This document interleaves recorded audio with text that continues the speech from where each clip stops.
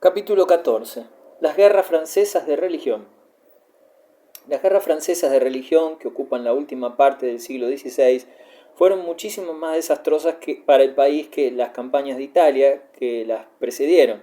La política italiana había sido insensata, entre otras razones porque sacrificaba la obra exploradora de los bretones y normandos en el Nuevo Mundo, de manera que, después de derrochar mucha sangre y mucho dinero, esta fase de las ambiciones francesas terminó frustrándose.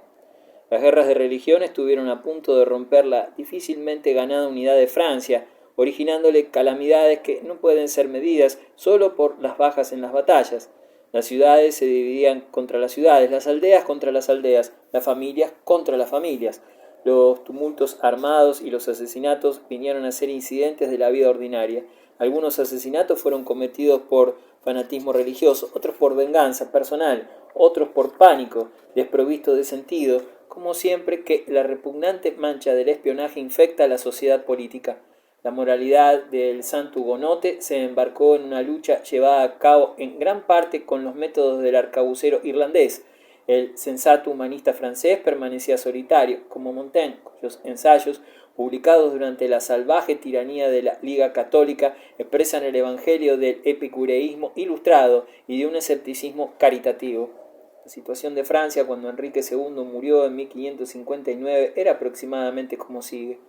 La propaganda ginebrina o hugonote había hecho grandes progresos y había ganado amigos en el ejército y en el Parlamento de París, así como contaba con fervorosos adherentes en muchas ciudades de provincia.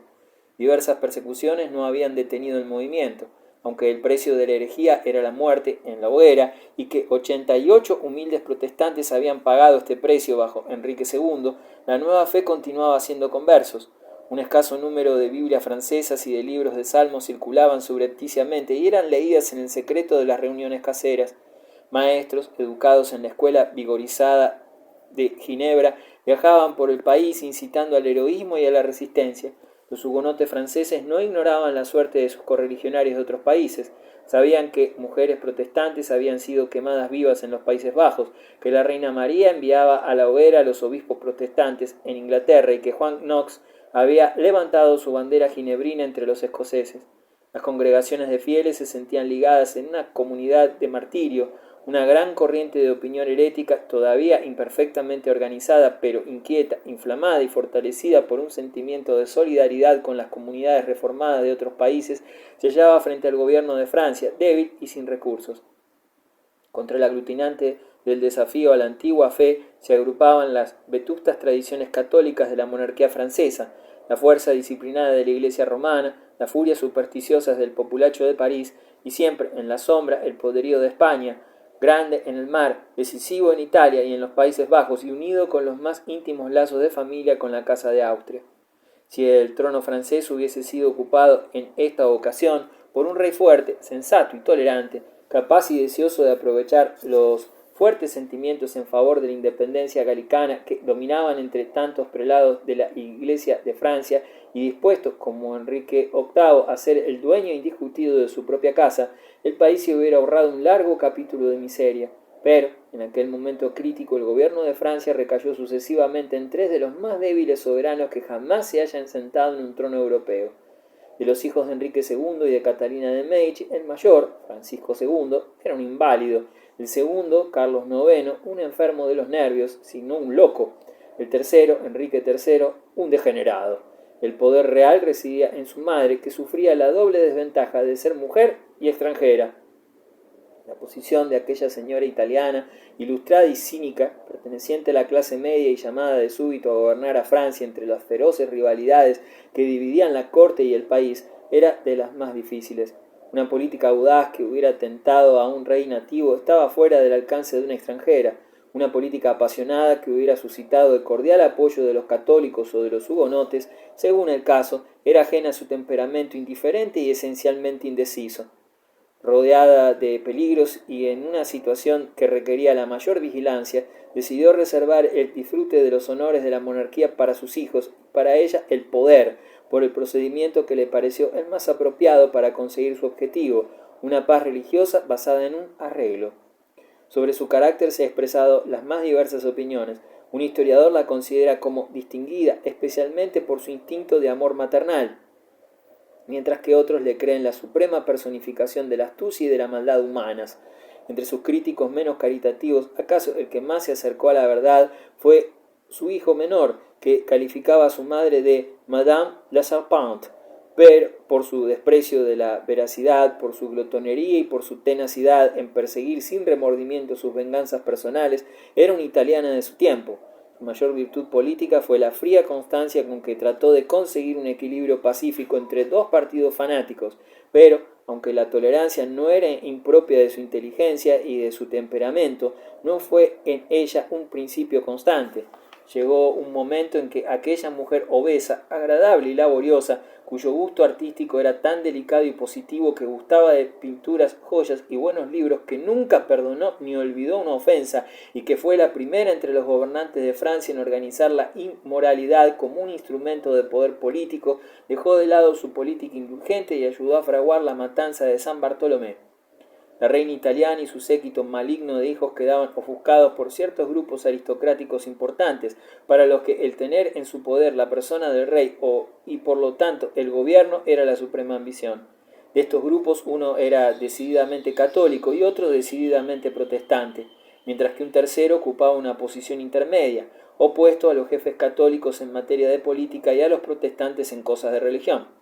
El grupo católico era el partido de los Guisa. Era distinguido por Francisco, duque de Guisa, ídolo de Francia por su defensa de Metz y su toma de Calais, y en la parte eclesiástica por su hermano, Carlos de Lorena, el cardenal arzobispo de Reims, que no hubiera tenido inconveniente en ser el primer patriarca de una iglesia galicana independiente, pero que, resultando esto imposible, se constituyó en el Concilio de Trento en vehemente y hábil abogado de las pretensiones papales más extremas. Los Guisa, pues, se podían alabar de tener entre ellos al primer soldado y al principal hombre de iglesia del reino, pero con ello no terminaban sus motivos de influencia. Una hermana de Francisco de Guisa se había casado con el rey de Escocia, una sobrina de aquel se sentaba en el trono de Francia, y con esta íntima asociación, con 2 testas coronadas, con 15 diócesis en poder de la familia y con grandes dominios territoriales extendidos ampliamente a lo largo de la frontera oriental del reino, los Guisas representaban el cuerpo más poderoso de intereses católicos del país. España y Roma, con las que se hallaban asociados, tenían los ojos puestos en esta brillante familia para sostener la principal carga de la defensa católica de Francia. Los jefes del partido hugonote eran los príncipes de Borbón, Antonio, rey de Navarra, y su hermano Luis, duque de Condé, que era gobernador de Picardía y había asumido la posición de protector general de la Iglesia de Francia.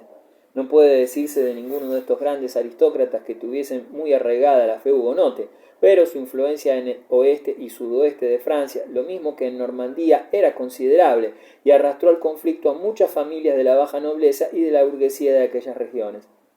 Un tercer grupo, en un principio dirigido por el veterano estadista Anne, duque de Montmorency, y especialmente fuerte en la Francia central, era la de los políticos. Se trataba de gentes que, aunque fieles a la antigua fe, eran poco amigos de la reina madre o de los Guisa y que, por lo tanto, ocupaban una posición intermedia entre los grupos extremos.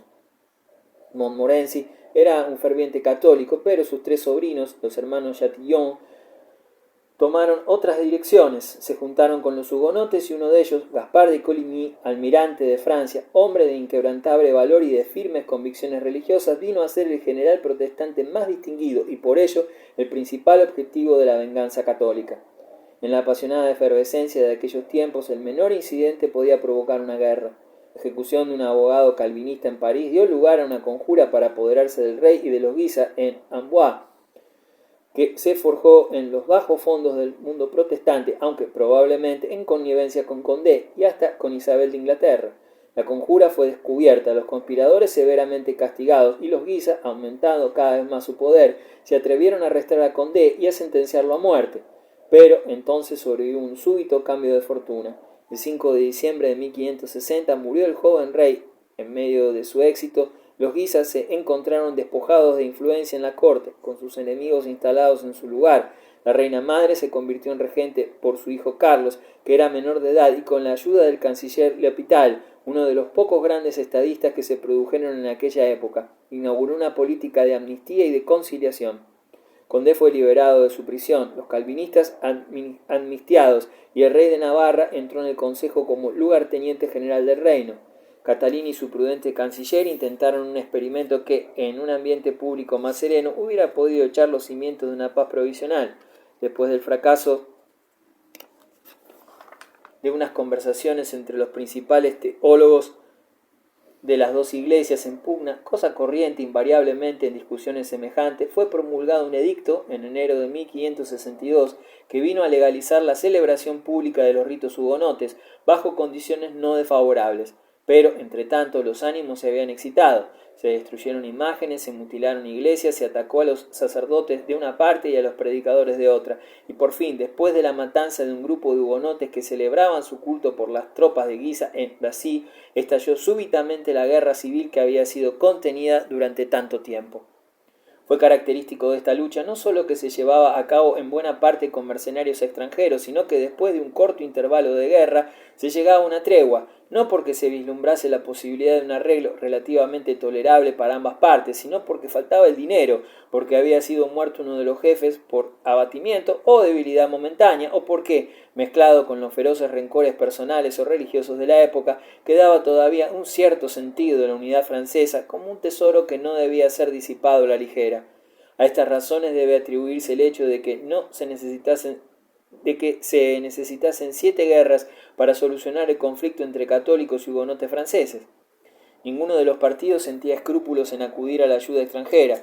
Los católicos se volvían hacia España, los hugonotes hacia Inglaterra, llegando hasta a poner a los ingleses en posesión del Havre y a prometerles Calais durante la Primera Guerra. Pero no se llegó nunca a una verdadera alianza protestante. Entre los luteranos alemanes y los hugonotes franceses el abismo era insuperable. Luteranos alemanes lucharon en las guerras francesas, pero alistados en su mayor parte no en las filas hugonotas, sino en las católicas. En la Primera Guerra todos los augurios parecían predecir un triunfo católico, estar en posesión de las personas del rey y de la reina, la ayuda de París, la cooperación de un eficaz cuerpo de mercenarios españoles y alemanes, la toma de Rouen y por fin una victoria católica en Dreux, en Normandía, sobre las fuerzas de Coligny y de Condé. Pero estas ventajas desaparecieron prontamente al caer Francisco de Guisa a manos de un asesino ante los muros de Orleans.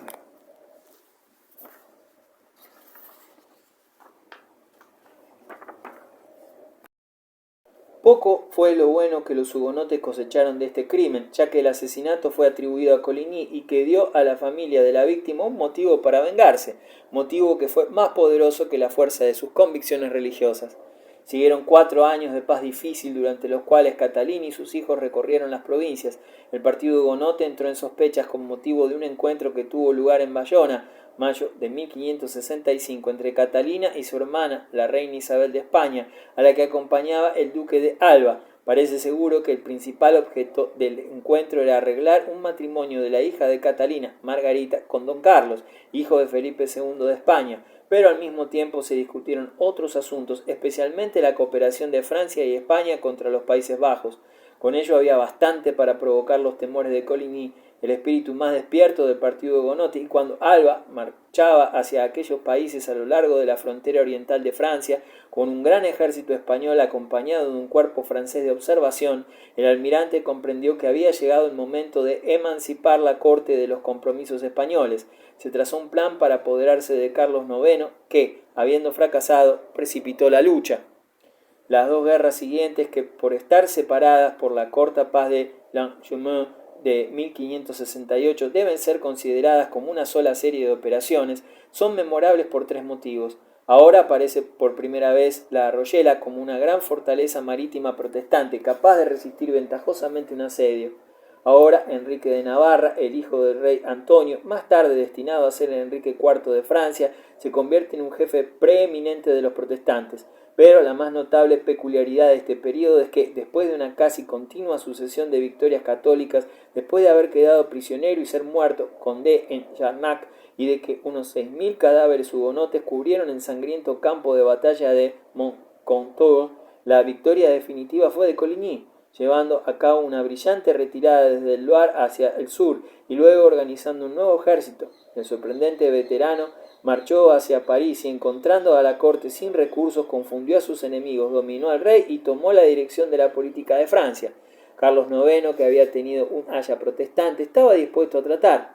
La paz de Saint-Germain, agosto de 1570, reconocía en mayor escala que hasta entonces la importancia del partido hugonote como teniendo intereses sustantivos y separados en Francia.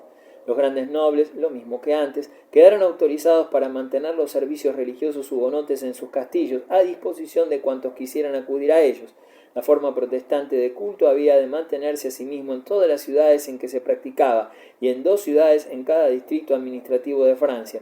Se otorgó protección contra la persecución judicial. 4 plazas de gran importancia militar, La Rochelle, Montauban, Cognac y La Charité, fueron garantizadas al partido por 2 años como prenda del cumplimiento del tratado.